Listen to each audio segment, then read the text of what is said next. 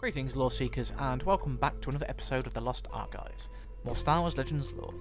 So today I'm going to be talking about the Phase 1 Clone Trooper armour, the armour that was introduced at the beginning of the Clone Wars but was eventually phased out due to various reasons. Now before I get on to the problems with this armour, I should probably list the benefits. So essentially the basic armour was designed after the Mandalorian Shock Trooper armour, with various design inputs from Jango Fett. This essentially left you with 20 form-fitting plates of lightweight plastoid armour composite, sealed to a back bodysuit that weighed just about 40 kilograms. The armour also boosted an onboard coolant system that would prevent overheating during combat and various other things, as well as enhanced breathing filters inside the T-visor.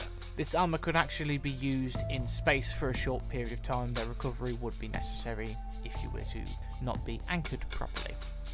The armour was also versatile and was the beginning of modular attachments for a lot of the army of the Grand Army of the Republic.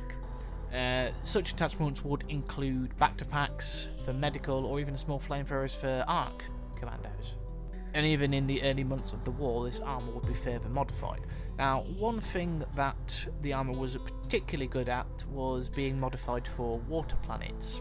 This being that Commando was an aquatic planet in itself, this was designed in mind with the armour, so it was quite easily able to have fin attachments to the boots, as well as a more in-depth filtration system to operate underwater for large periods of time. Now, eventually over time this armour was more heavily modified by the clones who wore it to better suit their environment. Some clones would even go so far as to add various enhanced communication systems, jetpacks, even perhaps light sources to illuminate dark areas, and various other things that would help in combat, such as visors, rangefinders, even pauldrons for thicker and heavy armour, and much better gear for the various environments they'd be in, including some more thermal inlays and supports to better work in cold environments. That's especially where you got the Phase 1 Cold Assault Armour variant that was used by Captain Rex and his boys when they were dealing with a specific incident in the Clone Wars involving a Republic member world and a local indigenous population on the planet. Now, originally the armour also boasted various colours to denote the ranks of various members of the army. For example, red meant captain, blue meant lieutenant, and green meant sergeant, and yellow was used for overall commanders. Now, the problem in warfare is if you start donating colours to your infantry units that are quite noticeable by enemy scouts or kill teams, they will soon start taking out those members in order to cause confusion and eventually try and break the morale of the troops. So you'd find that the clones would stop using that to identify their commanding officers and would instead start painting the colours of their units and battalions onto their armour instead. This did end up probably saving a lot of clones' lives as well. And on that note, I should probably then mention as to why the armour is gleaming white. Now, to a human, and most humanoid species of the Star Wars galaxy, that's how it appears, but to Kaminoans it's actually a hell of a lot of colours, as they see in an ultraviolet spectrum of light. This is why most of their homes and buildings appear to be gleaming white to anyone outside of their species. It's actually quite artistic to them, being a range of colours.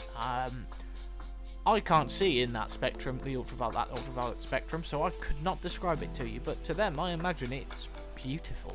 And I can only imagine what they must have thought when their creation started painting that armour. But alas, that is just speculation, and I'm now going to move on. So, the problems with this armour. Well, most of the problems I can summarise simply as being the Kaminoans not really understanding human anatomy. It was seen to be that because these are all a group of identical clones, we only need one set of armour. Cool, no need to modify it, no need to break the mould. Oh, what's this? They can't sit down. What? They're finding it uncomfortable. What? No. And so, problems with this design would be from clones finding the armour very uncomfortable to work in.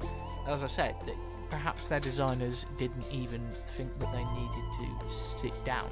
Which is a bit of a problem when you're being transported in a dropship and you've got something digging into your backside. So, you know, if you've ever felt something being dug into the back of your leg or something like that when you sat down, imagine that, but a lot worse.